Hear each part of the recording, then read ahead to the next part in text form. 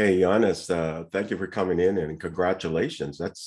You've made history as the president of ACM. You know, ACM is the largest computing science organization in the world. This year is their 75th anniversary as well. It is definitely number one ranked, uh, together being the largest in computing science, and so many different success factors associated with their members and so on. And now you are in the succession of presidents of the organization. Again, congratulations. Thank you very much, Stephen. And it's a great honor to be elected and humbling also.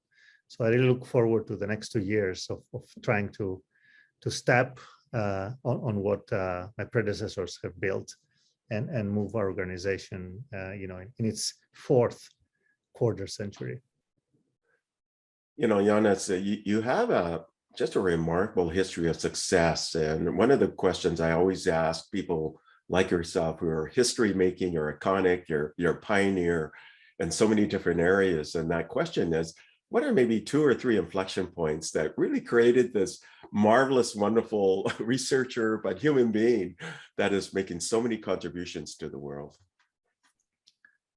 Well, I think, as with everyone, everything starts from the family, and my parents have been my first teachers of ethics, of principles, and even of ways of thinking. So, I mean, you cannot talk about it as a reflection point. It's a lifetime of influence until their passing, and everything started there.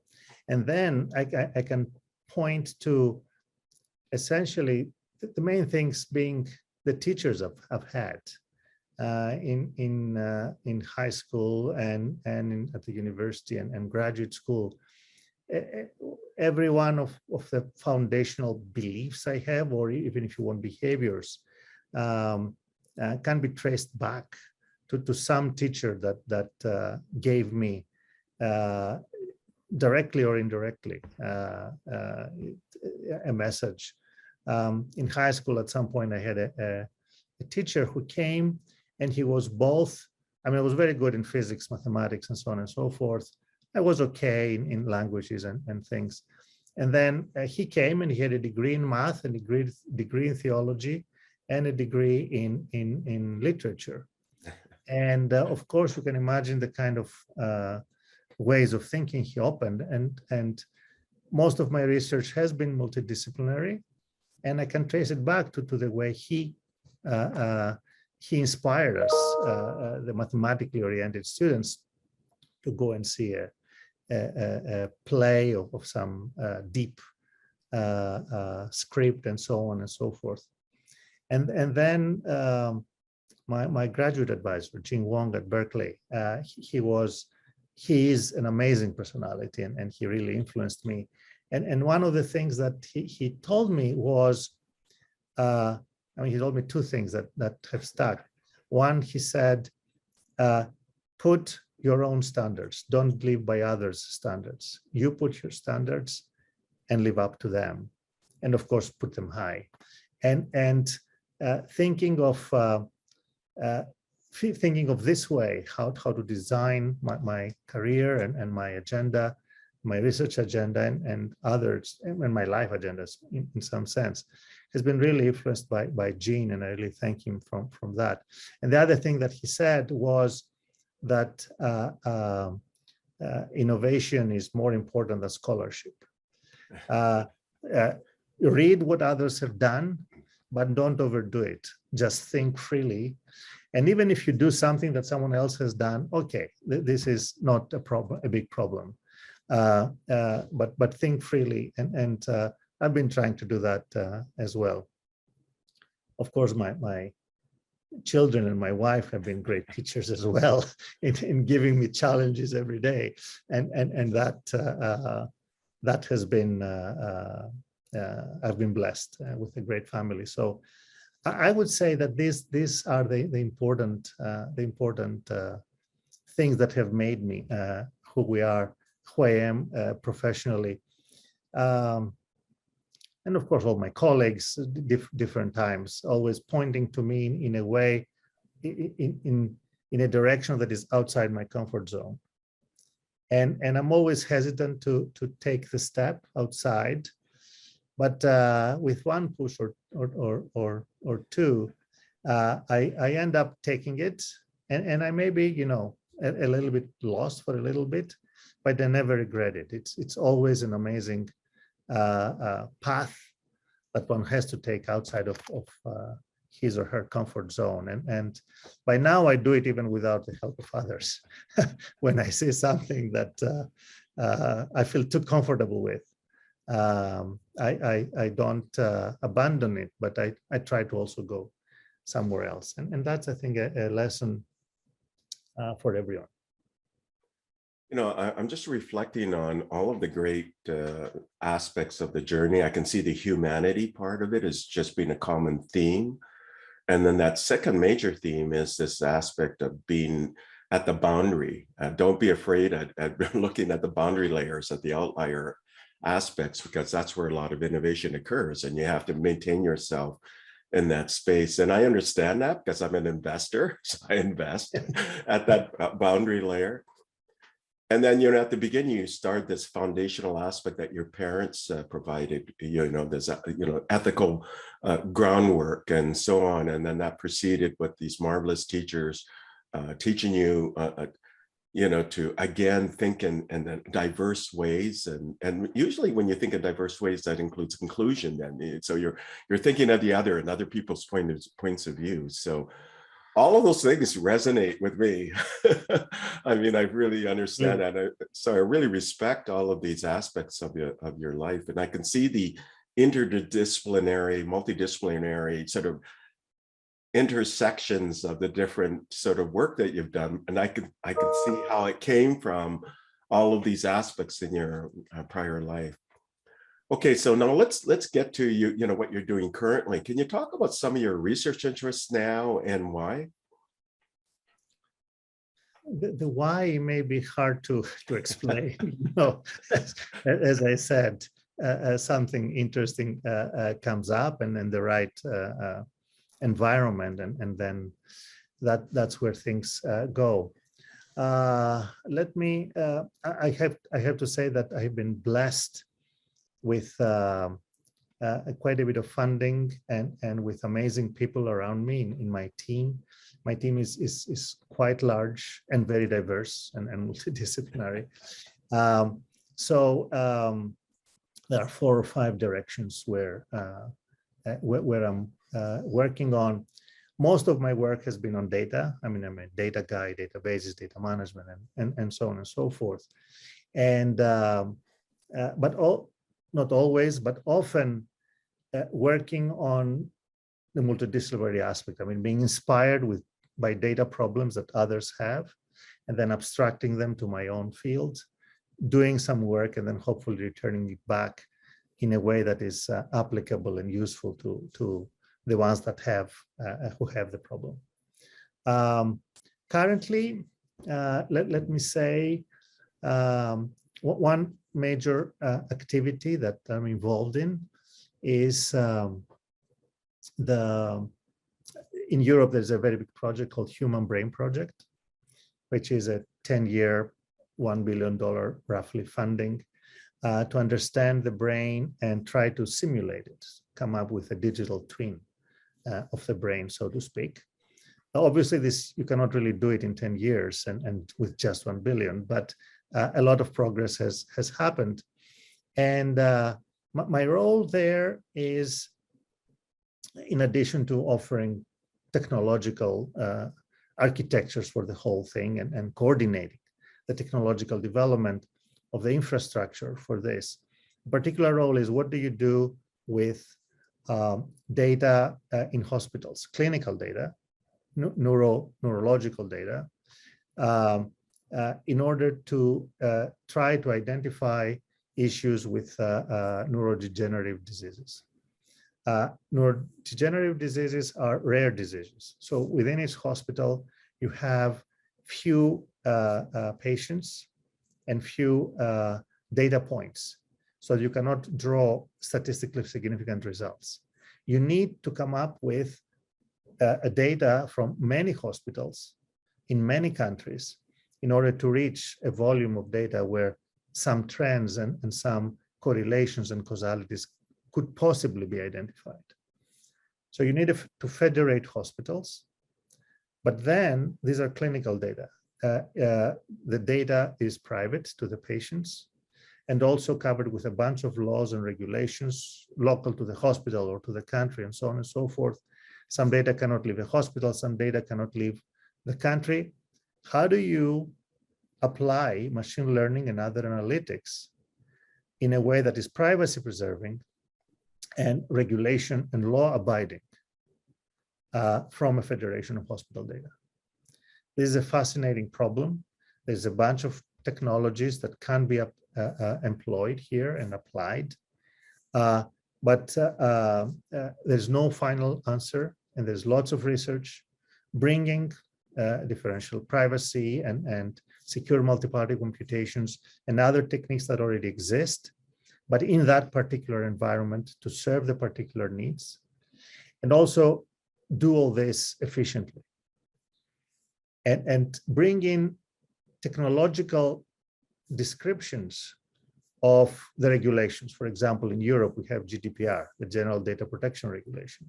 How do you encode this into your data processing, into your data, your privacy preserving algorithms in order to do it in an efficient way and in a way that then everyone else will trust. The hospitals will trust you, the patients will trust you, in order to bring in this wealth of data to the service of research. So that's one major area that I'm working on. And let me mention a second one, completely different. And that's, it is data related, but it's also more, I shouldn't say a computer-human interaction, but anyway, more on the user side. And I'll give you one motivation for it. When you go to a museum and you visit a museum, so you will go to humanities to a certain extent. You go to a museum and you visit a museum, you stand in front of an exhibit, and then you read a little story in a card next to it, or someone tells you a story, or you have the audio guide and so on. And then you go to the next exhibit and you read another card and so on and so forth. So your visit is exhibit centric. You visit exhibits and little stories pop up guided by the exhibits. So your visit is exhibit centric. If we reverse this, we have reversed this, and we've been working on what I'll say for roughly 10 years. Make it story centric. You have a story, which is the main aspect, the main guiding force of your visit.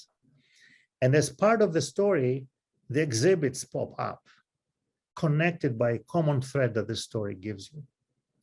And of course, since you have this ability, the story may not be just a narration. I mean, you have your mobile phone or your tablet with you and so on and so forth. It's not just a linear narration. It may have loops and it may have branches based on choices or based on quizzes or based on personalizing, based on your interests or the way the system sees your behavior and on the fly understanding. So the same story can be given to you in many ways.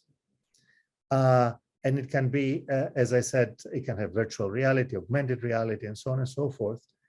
And the key thing is that it has a thread, a common thread, so that the exhibits are not isolated from each other. They are part of a story. And this has an amazing effect on your appreciation of what the museum is showing you. You can, on top of the historical truth or the artistic truth, you can add fiction while respecting, of course, the history and the art and so on and so forth. And the effect of people appreciating what they have, remembering what they saw, liking museums is amazing with lots of evaluations that we've done with little children, with adults, with groups, playing social games while at a museum. And of course, this can be expanded beyond museums, can go into archaeological sites, other points of interest, city tours, and so on and so forth. This has tremendous research challenges in terms of human-machine interaction, let me call it in general. It has challenges in terms of personalization and recommendation on what to do next or where the story, which branch of the story to follow, profiling people on the fly, data mining to see how people behave in this side versus the other, and a wealth of information. So this is another line of research that a part of my team is working on with that is very different from the other one, but equally exciting. And I won't go into the details of others, but let me mention also analytics and on issues that are related to climate and climate data, and in general the SDGs that AI for Good is trying to promote and bring technology and AI to address them. And open science. Open science is a major element of my effort, with little research in that, but developing open air, which is the main infrastructure in Europe for supporting the open access and open science policies, with all research outputs, publicly funded research outputs, publications, but also data sets, software, and so on and so forth. So these are two other bodies of work that parts of my team are working on. And in all these, individual, very technical problems pop up.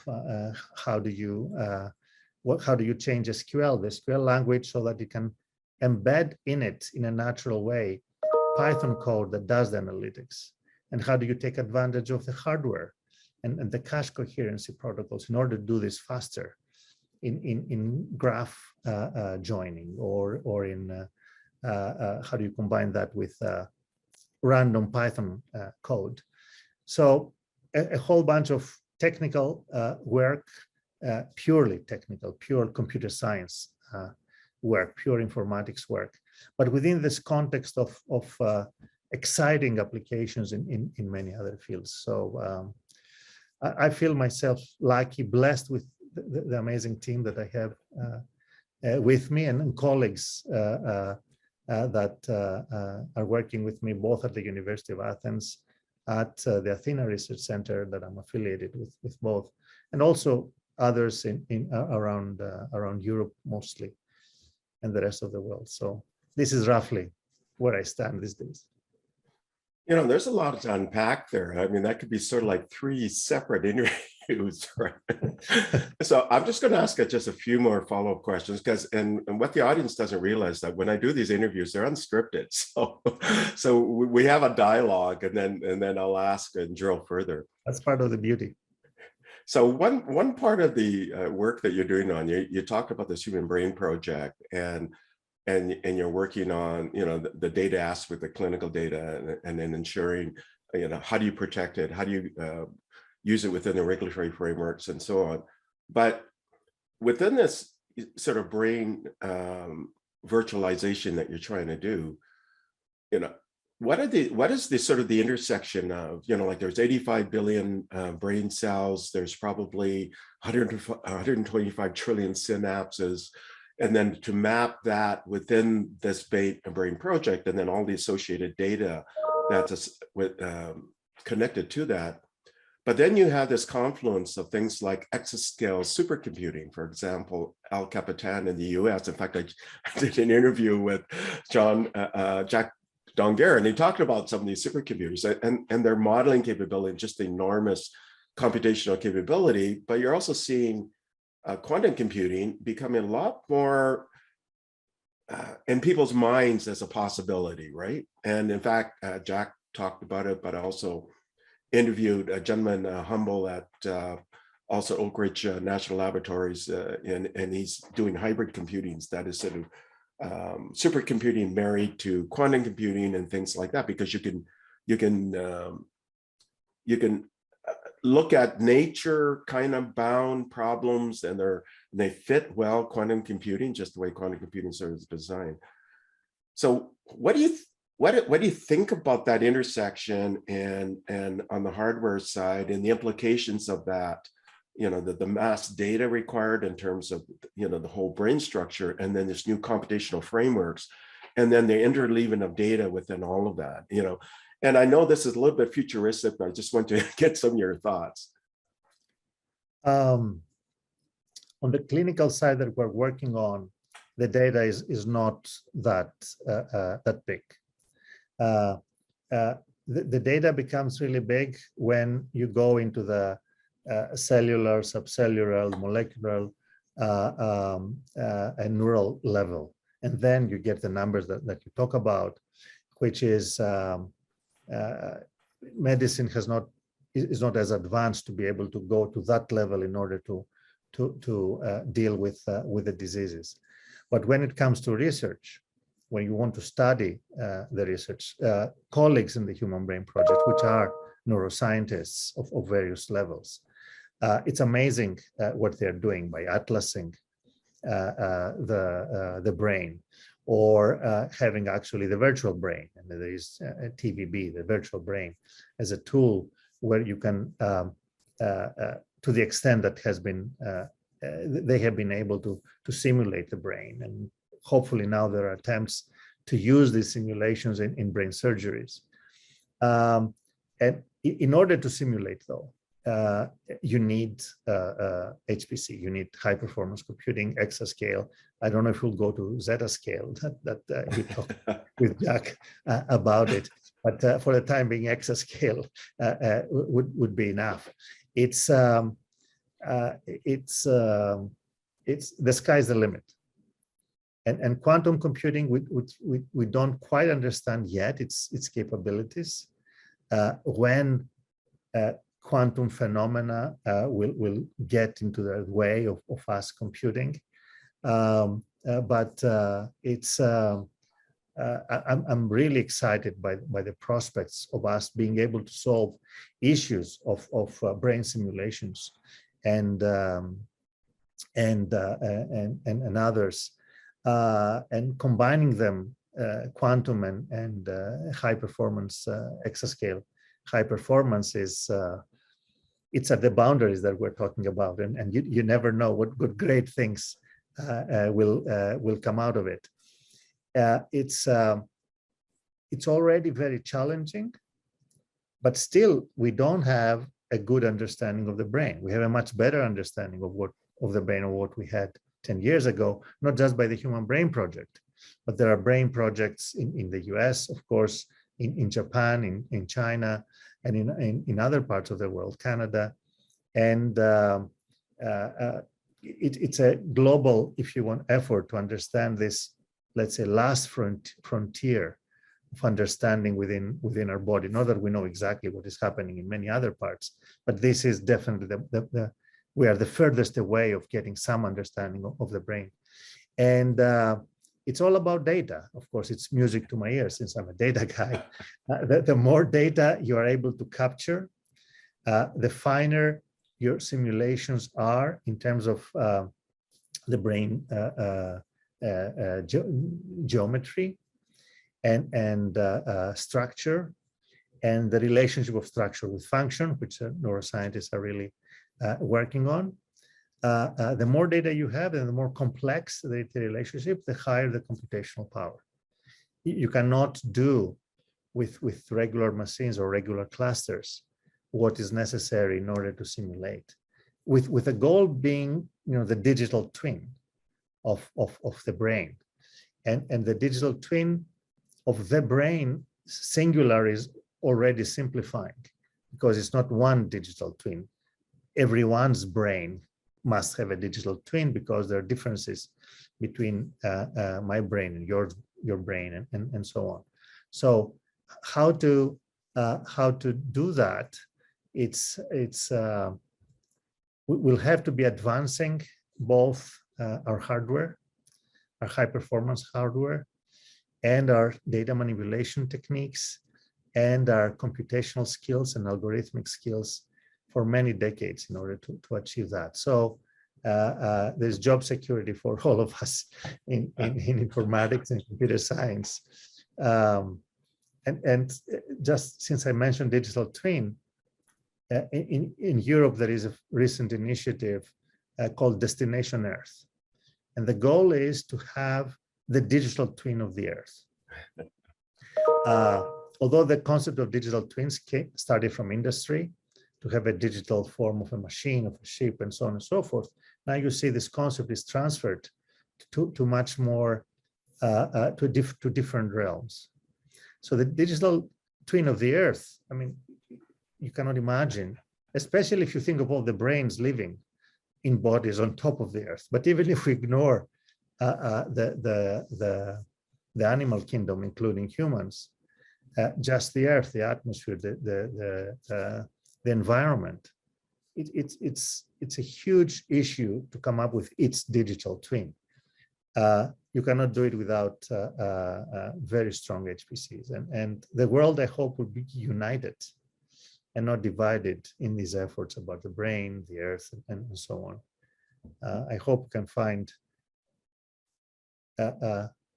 more things to unite us than things that have been dividing us. And science and the challenges that we face is a good motivation. So I'm just going to interject with just some additional thoughts, and then I'm going to unpack your other part, which is this narrative in museums rather than exhibits, and the open access portion, and then we'll get to the ACM and and your role there. But what you indicated is just so interesting. You know, you talked about the digital twin of the Earth, and so I just want to leave this thought. You know, you looked at octopus, you know, and they have a distributed neural system. So it's not like ours, and yet there's some kind of cognitive capability. You have these plants, and they can solve problems. Their root systems can solve problems. So there's some kind of a computational framework embedded within plants, and you have entire forest species communicating in some sense. And so something's going on, or you're seeing even at the sort of biological, you know, small microbe level as well. So maybe it's not just capturing what's in humans, but it's encompassing all of that computational whatever is happening within the nature system, and then adding analog computing to this confluence of digital to quantum computing to analog, and analog provides maybe some new capabilities. So I just want to leave the audience with a kind of thought. I want to mine what you mentioned earlier, and I thought it was quite profound, not thinking of a museum as a series of exhibits, but a story of which the exhibits will come in as a supporting actor to that narrative. And that's just a marvelous thought. And I can see the complexity in trying to undertake that. But that marries very well with this idea of a metaverse, right? Or not metaverse, but something much more profound, much bigger, right? And it ties into this idea of digital replicas of everything. And then you can, and then I realize it can also tie into education. So education right now is, I take a physics class, I take a biology class, I take an AI machine learning class, but they're kind of disconnected. What if we took your same concept of a narrative of which the supporting actors that come in on the underlying story? So what are your thoughts about that? And you touched somewhat on that, right? Expanding it to archaeological sites and so on. Correct. So have you started thinking in that way, like for example, in education, so changing that paradigm in education? Absolutely. It's, let me take the easy example, the cheap example. So to speak, history. How do you learn history? And even if you forget the being in the museum environment and just being at home or in school and so on and so forth, when we learn history, it's a series of events with dates and names and numbers that overwhelm the essence of the history. Right. And students usually, they don't get emotionally attached to what they're reading. And that emotional attachment, this emotional engagement, is what you want to capture in every knowledge or information transfer from somewhere to you or to someone else. In the museum, it is the statues or the art, the pieces of art. In history, it's the event. In order for whatever transfer of knowledge or information is happening, you need the one who is the receiver to be emotionally engaged, emotionally attached to what is happening.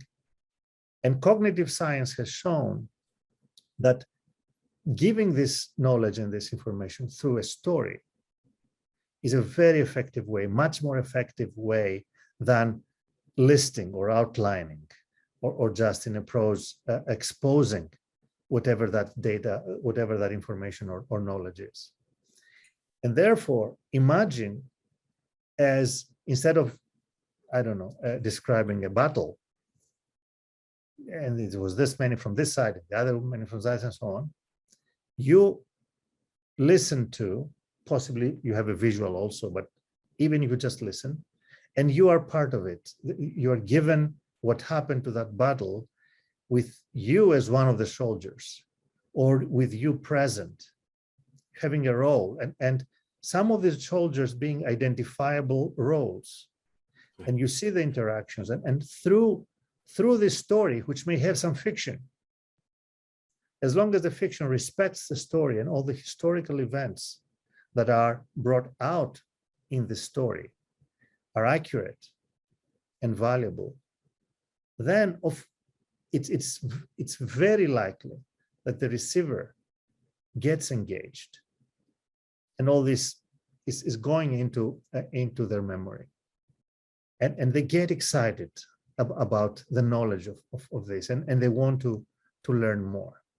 So I think this story-based and interactive, I want to put the interaction because our technology allows us for these stories to be interactive, story experiences virtually, or even web-based, or in situ, or something hybrid, and so on. I think it can change a lot in the way we teach children, or will learn most subjects. Maybe some subjects it's very hard. I don't know how to do higher order mathematics through a story. Maybe some creative person can do that. But this is, I think, and we've tried it. We have experimented a little bit on a couple of educational environments with this, and the impact on kids is extremely promising, and we're planning to continue that. And it's also, these experiences don't have to be isolated, individual. You can be experiencing a story with your grandchild, or with your friends, or in a small group, and you each have separate roles in this narration in the museum or in a virtual environment where a battle is happening. Or just to mention a sensitive issue for Greeks, we have the Parthenon, and many pieces of the frieze of the Parthenon and other parts of it are not in Parthenon, they are in the British Museum. And there is a big issue of the British Museum returning these pieces to Greece so that they can be placed where they are, where they were in the Parthenon. Currently, we haven't done that, but you can imagine being in the Parthenon, and through this story and virtual reality, or augmented reality, as you say, to be seeing the pictures from the British Museum superimposed on the actual place. And if you are part of it, and the story brings you to those times, and so on and so forth, the impact and the emotional connection that you get with that richness of knowledge or art, depending on what kind of environment you have. Most subjects, go back to your educational question, most subjects, I think, will have a much better impact, educational impact, if they are taught through stories and not just through listing of facts and numbers and names and events. As I'm a data guy, but a series of data is not the best way to educate. A story with the data naturally coming in is cognitively a much more effective, more fun way of conveying a message and knowledge. So I'm just going to do a little bit of brainstorming just to end this segment, and then we'll get into the ACM. And because we're running out of time, I just find this so captivating and interesting. And a few things about open science you mentioned. So I think it would be good to just give a vignette about openness. Yes, please go ahead. So I just want to get the audience to think of the confluence of your work with Patty Mays of the Fluid Interfaces Research Group of MIT Media Lab. She's been looking at these problems for 35 years, right? And I just wrote a Forbes article on her work and this aspect of learning and so on, and human-machine interaction and what it means and the emotional aspect and combined with I'll call it DALL-E 4, not DALL-E 2, where you can these photorealistic images from large language models, but the next iteration where, let's say you can get photorealistic movies being created in real time, combined with Lambda, which is this language. It got a little bit controversial in the news, but really it's a language assistant, right? So it makes it very sort of realistic and maybe a GPT-5 or some kind of version of that.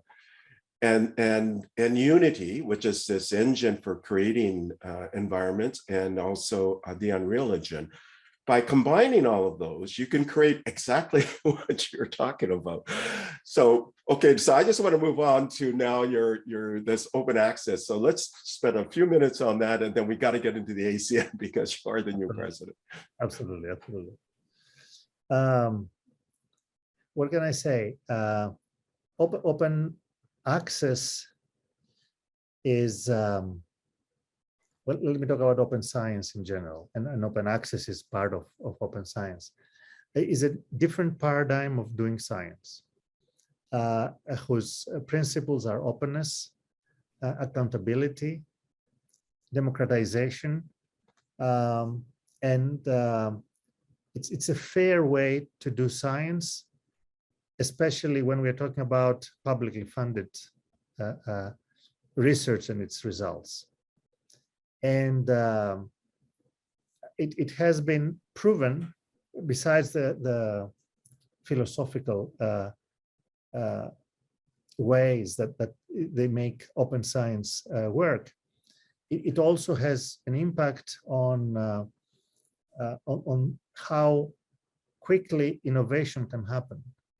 By having the results in the open, not closed, you give back to the society what society paid for you, and quickly others can build on top of your results and progress in ways that you had not thought of, or in many ways that you don't have the time to work on. And then, of course, you can pick up from their openness of their results to continue your work. It is as if we are all collaborating with one goal, and there's no competition.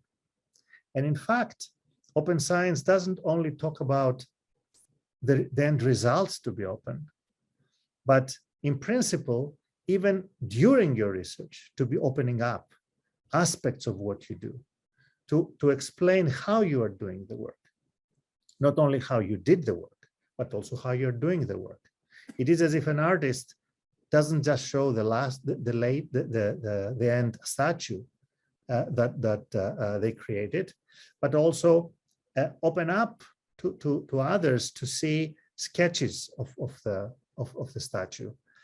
And one of the arguments against this is, but how am I going to get credit because someone else will steal it? Well, first of all, steal as much as you can in the correct way, always giving credit. And stealing means you becoming known. Someone who stole from you, as long as it's done in the appropriate way, you get credit for what this is. And then science can progress faster. And more people who don't have the privilege of being in high-end institutions or in more developed environments will have, although they have the capability of advancing science, when it's not open, they have a harder time. Well, democratize the whole thing with particular rules of conduct and rules of engagement, of course, that have fairness, morality, due credit, and so on and so forth, accountability. This is what openness gives us in science. And accountability, which means reproducibility and repeatability in science, is very important, because so far many research studies and many research results have been proven wrong. For one reason or another, the original results could not stand the test of time or the test of others to repeat it. Openness helps dramatically in this direction and makes us scientists to be more responsible. So very quickly, a couple of steps for openness. Thank God policymakers have realized this, and other mandates pretty much around the world for all publicly funded results to be open for open access. There are efforts to evaluate the researchers and the scientists in different ways than in the past, so that open science pays off for the scientist, for the researcher himself or herself. So it's a whole environment of how to do research that is changing with openness. And I think we are at a transition point now. And in 10 or 20 years, I think we'll see a very different research environment, which I think will be much more exciting and fun than it is even now, because research and science is always exciting. You know, again, this sort of triggers a lot of ideas in my mind. I'm thinking of 1,000,000 years of social innovation evolution. And it really always comes down to sharing and common knowledge, common language, and having a large enough community. So if you look at different sort of pre-human clusters and why evolution and innovation didn't progress, or communities where there's so many different dialects of languages and yet innovation doesn't progress. It's always about sharing, having a large enough community, and having that open communication of that sharing, and which is what you're talking about. And in fact, now we have the world's largest community of sharing with open access and open sharing. But it's just fascinating, because I'm just thinking over the last many thousands and thousands of years. Okay, we've got about 10 minutes left. So we want to talk about the ACM, and can you tell me, so for the audience, they may not be familiar with the Association for Computing Machinery, and can you tell a little bit about the history, but also then, what you feel are the main sort of prime factors of why people should be engaged with the ACM, and then your vision for where you want to take it as president. ACM, the Association of Computing Machinery, has been founded in 1947. So we are, as you said, we are celebrating the 75th anniversary of the organization. It was the first organization of computing professionals coming together to form a group, an organization, in order to, as the mission of ACM says, to advance the art, the science, the engineering, and the application of computing. And of course, 75 years ago, computing was very different than what it is now, but the principle stays the same and the goals stay the same. And currently, ACM is the largest organization of computing professionals with more than 110,000 members. Currently, it has that deal with many aspects of computing, from data that I mentioned, human-computer interaction, programming languages, AI, health applications, and so on. I won't name them all. And the goal is for all of us to interact in conferences, in workshops, in meetings, publishing research results. ACM is a publisher, generating educational materials. You mentioned education at all levels. The ACM IEEE curriculum for computer science for colleges and universities is a standard, worldwide standard, I would say, that all departments pretty much follow or adapt from it, depending on their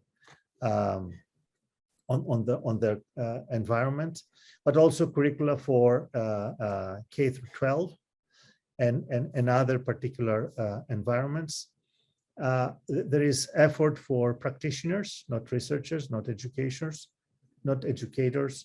but people in industry, whether it's big industry or smaller industry, how to be informed about technological advances, and so on. So anyone that has anything to do with computing is someone who should be a member of ACM.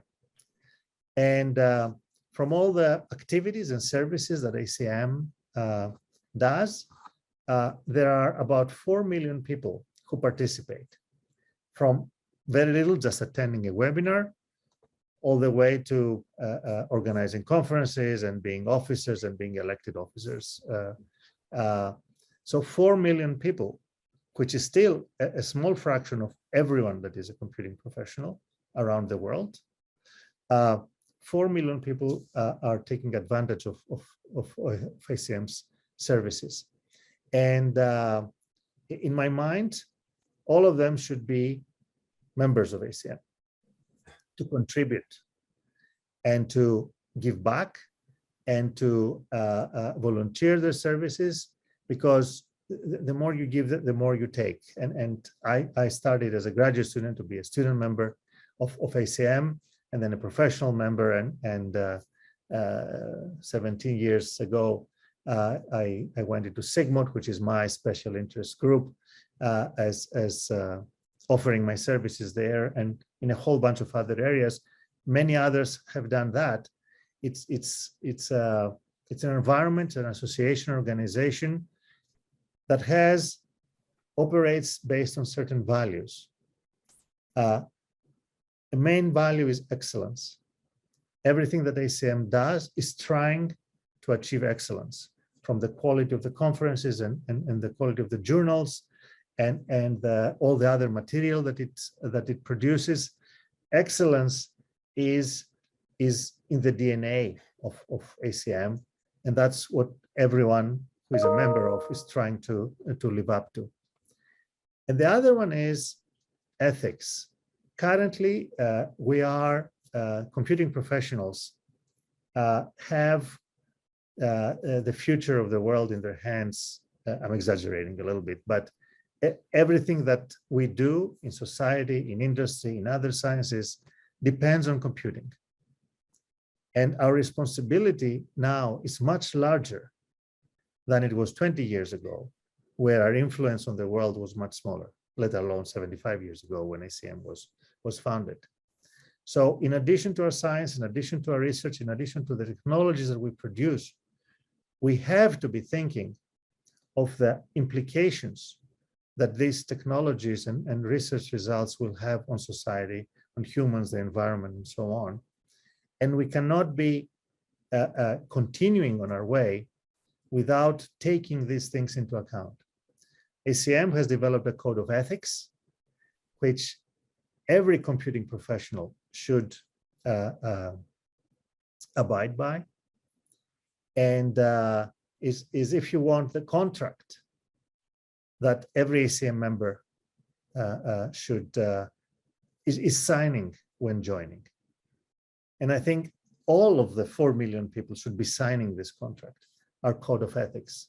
It was developed the first time a couple of decades ago, but only 2-3 years ago, we have the new code of ethics, which really captures the modern aspects of computing and how we should behave. I think the excellence that we've always had and we always strive for, and our code of ethics is something that truly characterizes the spirit behind everything that ACM does. It is a worldwide organization. It's a global organization. It started from the US, but it has members in 100 and I don't remember quite the number, 190 and 180 countries around the world. It has a global footprint. And as a president, one of the things that I want to ensure is that it will grow much more in other parts of the world where it is not as dense. It hasn't penetrated as densely into the computing professionals in these parts as it has in North America and Europe and in some other parts.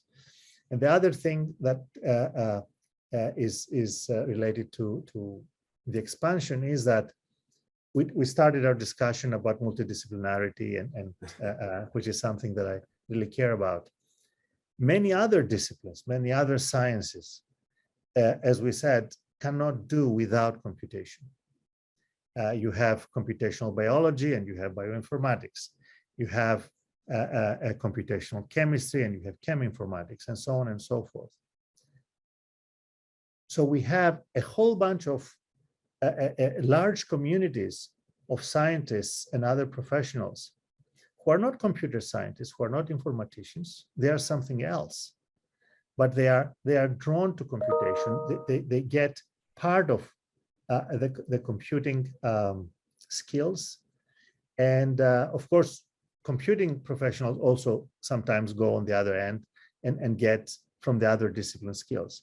So these people in the middle, where, as we said again, most interesting things are happening at the meeting places, at the borders, at the seams. These are extremely important to come join the family of ACM. So interdisciplinary, multidisciplinary, transdisciplinary. I mean, there are so many prefixes that have the differences in the concepts are there are nuances, but they are important.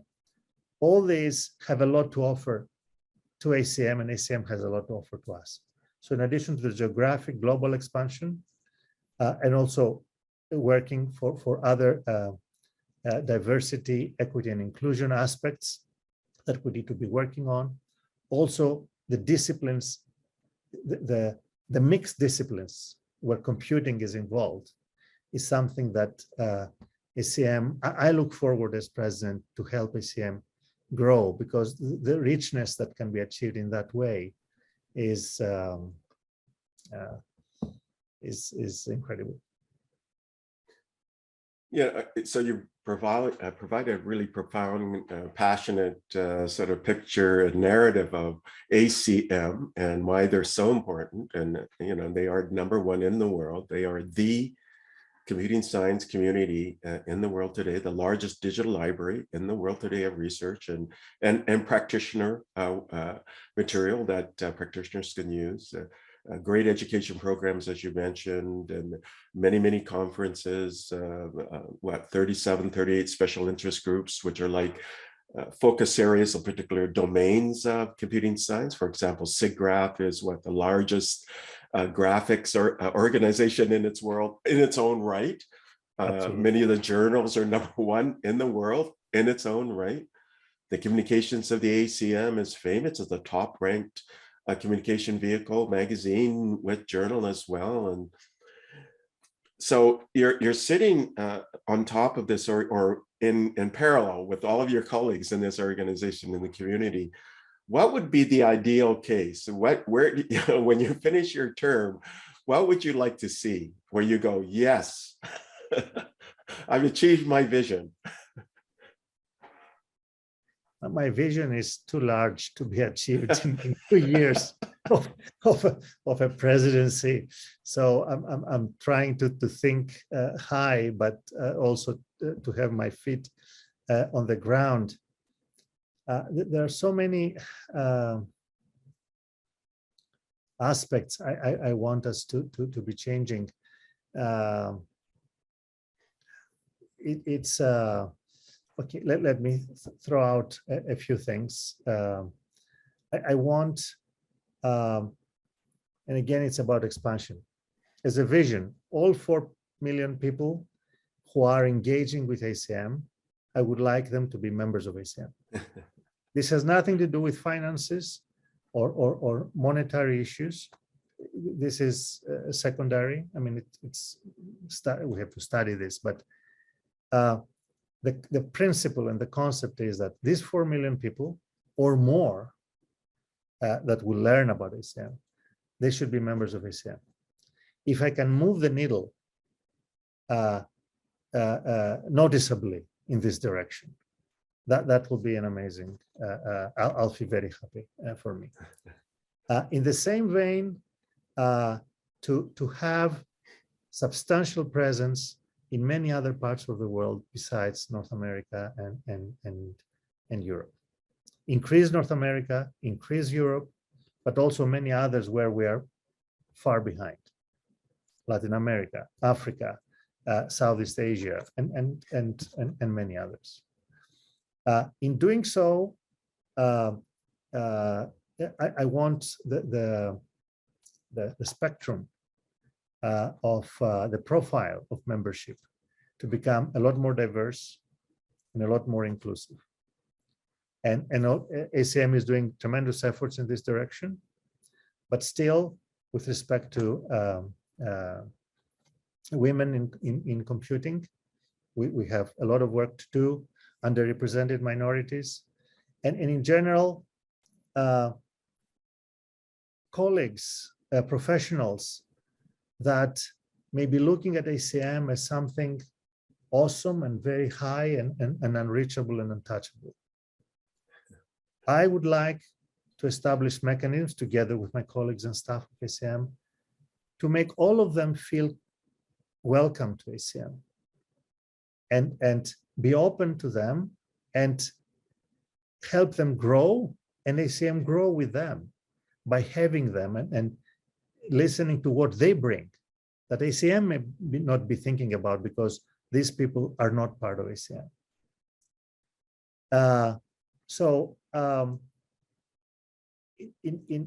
If in all directions where ACM is not rich, we become richer in terms of profiles of members, whether it is a scientific profile or a geographic profile or gender profile or any of these aspects, then age profile. Okay, how do we attract the young generation? That is this information deprivation that I had when I was young, because it was not as easy to get access to information. Now with the web and the internet and openness and so on, this is not an issue for the younger generation who was born with a mobile in their hand and a tablet in the other hand and glasses that show you something, a third thing, so that you don't. So attract to the values that ACM has, attract the young generation. And our code of ethics and our values of excellence and other aspects around it are a key for the young generation. The young generation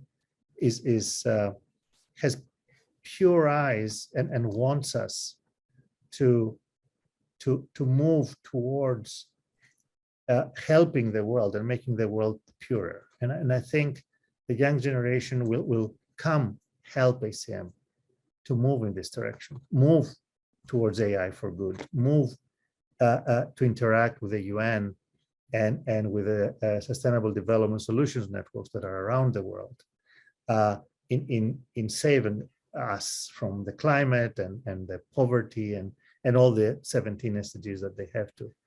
So if we can move the needle in a noticeable way towards diversifying, increasing our responsibility in doing that, and increasing our membership. Again, it's not a number. I don't care about the numbers. I care about the essence that is hidden behind increasing the number. Then I will feel successful as a president. Well, Yannis, I mean, you know, your background and the fact that your upbringing and the mentors you have and or have had and then continue to have, but also your colleagues and the nature of your work is very much about all of those pieces. So And you my live students, and my students, colleagues, students. I owe a lot to my students. So you live the vision. So Right.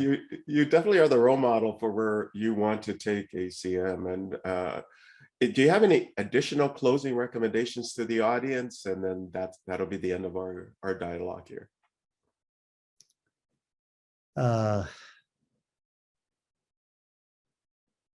Put your own standards to your life and to your professional and general life. Go after your dreams and connect to people that think differently from you, and have joint trip with them in life and in work. And if you are related to computing, join ACM. You know, Yannis, thank you for coming in and sharing your insights, your history, your stories with us. And I really enjoyed our time together. And I wish you much success in your journey. And let's do this again. So. Thank you very much. Thank you for having me. It was fun. So looking forward to the next opportunity. Thanks a lot, Stephen. Bye. Bye.